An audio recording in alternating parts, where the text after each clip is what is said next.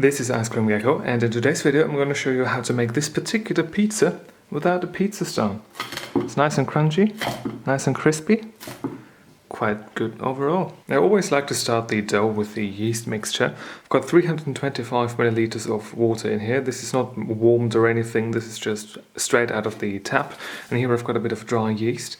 Let me zoom in on that a little bit. These are about 7 grams right here, and I've been using this for a while now and it's been working just fine.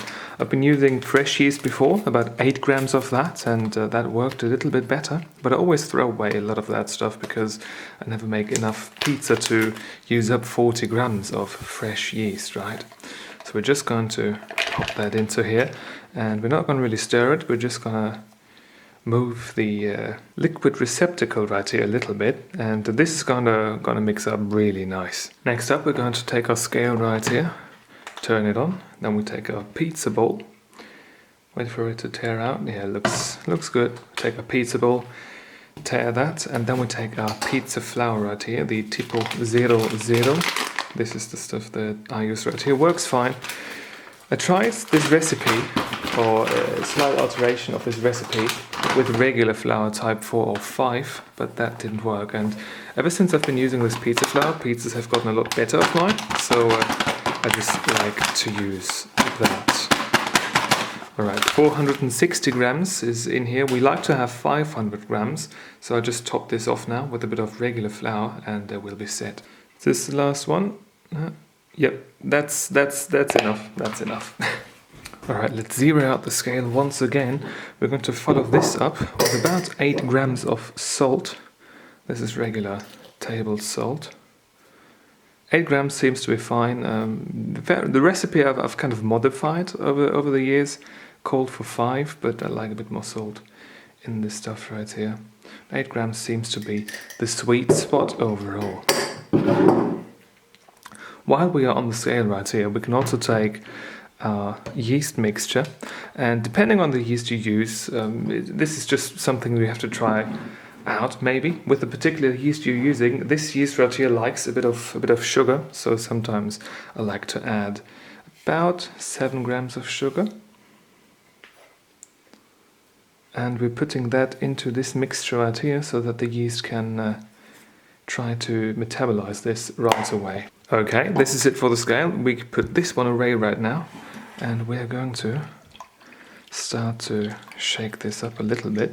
Okay, when this yeast mixture is just an even color and we don't have too many of these little granules in there, those yeast lumps, then we're ready to mix all of this together.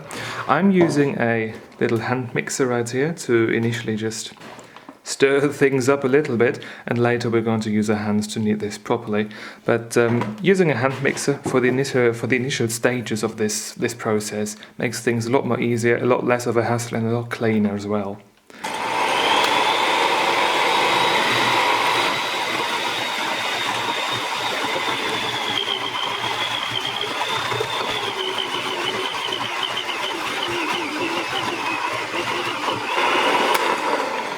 Okay, this is all I'm going to do with the hand mixer right here. I'm just going to free the little kneading hooks from a bit of the dough. And what I'm going to do now is going to put all of this stuff here away. And I'm going to flip this bowl over.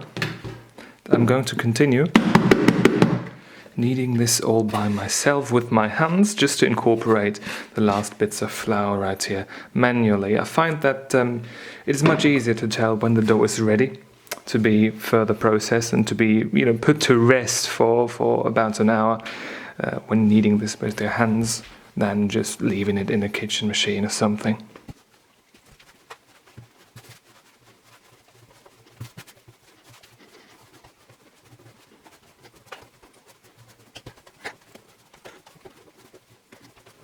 Something that is imperative about this particular recipe is that you have to act like you're an absolute moron and make a snail out of this and push this to the very edge of the dusty desk and pull it back all the way. Only this way this particular dough is going to develop the best of pizza flavors, of course.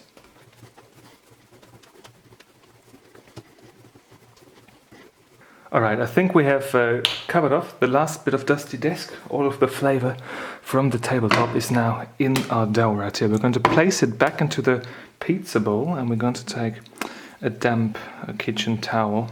There we go, and there you can see that perfect size of the pizza bowl. Isn't that lovely? We're going to leave this out for about 1 hour now. About an hour and 20 to 30 minutes have passed, and we're going to lift up the little paper towel right here. And yeah, not too much has happened. It has expanded just a little bit. What we're going to do now is we're going to portion size this off, and we're going to use a little metal scraper for this particular purpose. Let's take it out of here. We do not need this pizza bowl afterwards anymore, so we can just refrain from cleaning it right away. Here we go. All I do now is I'm going to use the scraper, cut this into 4 sections, and then I'm going to roll them just a little bit to make them look a bit nicer, a bit neater. And then we're going to leave them sitting for about another hour, and then all of those that we're going to not use right now are going to go into the fridge at about 5 degrees Celsius, and they're ready to be used at a different point in time. Of course, we need, in order to succeed, just Mum's Tupperware. This is where I'm going to place this little bowl right here in too, and then we're going to close this up, and we're going to do the rest of this with each of these. And all 4 bowls contain a little dough ball right now, and I'm going to leave them here at about 25 degrees Celsius at room temperature for another hour. After that, I will transfer them to the fridge where they are going to be sitting overnight, and then we're going to proceed and make some pizza out of them. Here we are about 20 hours later. The dough has spent a night in the fridge, and now it's out here. I've placed some flour down already. Let's take off the top and see how it is. It's looking a bit sad. I opened this up previously, and now some of the air is already gone. I mean the CO2. We're going to take it out of here. Hopefully it comes out in more or less one piece. Yeah, it's always a bit difficult to get out, but it's fine overall. I tried using olive oil and stuff to you know, place it in the bowl prior to putting the dough in, but things don't really get more clean. Things only seem to get more messy, and therefore yeah, I don't use olive oil for that purpose anymore. Flour, same story here, kind of. It doesn't really help. It just soaks up all of that moisture, and yeah, it doesn't really do much. So I just stick to regular dough in the thing and scrape it out by hand, I guess. We just place it on the table in the middle and push it down on the sides a little bit. Then we take our edges right here, pull them up, and let the dough fall by itself. And then you get an uneven picture like this one right here. This is fine for me though, so therefore I will continue to pretend that this is going to be a pretty pizza. Let's take our pizza tray right here, perforated pizza tray, and place the dough on here. Looks fine-ish overall, good enough for me, like I said. The oven is preheating right now to about 250 degrees. I only let it preheat during the time where I actually prepare the pizza itself. That saves a bit of energy. And I'm also not using a pizza stone at all. This is just that pizza tray, perforated, and I'm using the oven with the convection turned on to bake the entire thing. Overall, it works out beautifully, usually, and it avoids, well, spending about an hour at full power for the oven to preheat the pizza stone. And it is important that you do that when you use a pizza stone, because when you use a pizza stone and it's not hot enough, it's better to use no pizza stone at all. A cold pizza stone is worse than not having one at all. Okay, I've got my sauce and my toppings set up on the side here, and this next step is something that we should complete rather swiftly, just because we don't want the sauce to soak into the dough itself for too long, because then the entire texture of the dough is going to be a bit off, because the dough itself is not going to be baked quick enough for it to become nicely and crispy and decent overall. So we take our sauce right here. This is just regular polpa rustica. Not the ideal tomato sauce at all for pizza, but it's just what I have around the house, and that's what pizza is all about, using stuff that you've got all around the house, and also placing it to the side of the pizza as well. I really have to say that doing this in a different position from usual is a bit awkward, but we're just going to spread out the tomato a little bit. This is fine already. Then we're going to take our cheese. Usually I take ball mozzarella out of the juice itself, but this right here is just some cheap stuff from Globus, and I'm trying this stuff out right here. Previous pizzas that I made with it actually looked alright, tasted alright, so maybe I'm gonna use this for a bit longer than I thought. Okay, next up I'm just gonna put some chili spice onto this right here. Not too much, not too little, I just like it on here. It's a bit odd to put like chili stuff on a pizza, ground powder, but it's fine. I do enjoy it, and we take a bit of oregano as well. That's always nice. A bit more of that. That is fine by me. So this is going to go in the oven now for about 12 to 13 minutes, and then we're going to have a finished pizza, and we'll see what it looks like.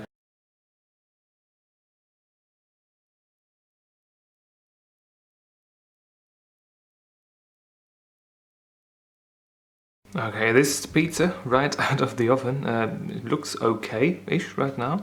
Let's get this onto a plate. Okay, it's on the plate right now. It's crispy enough for me, I've got to say. The bottom of it looks fine as well. We have of course these little like holes from the perforation. That's fine by me. Nothing fell off or anything like that. Let's slice a slice. I like my pizza a bit drier maybe than most of you, especially probably the American people.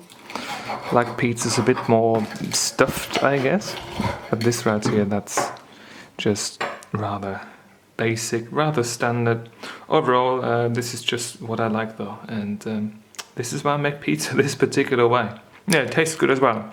And when we look at the dough, it seems to be fine. It's like not actual pizzeria stuff, right? But they've got different ovens, they've got different batch sizes that they can work with, and this is just a regular home pizza, and a pretty decent one at that, I think. Anyway, if you've got a question or a video suggestion, leave it in the comment section down below, and if you want to see more videos just like this one, please subscribe. Thank you very much for watching, and I hope I'm gonna see you soon. Until then, bye bye.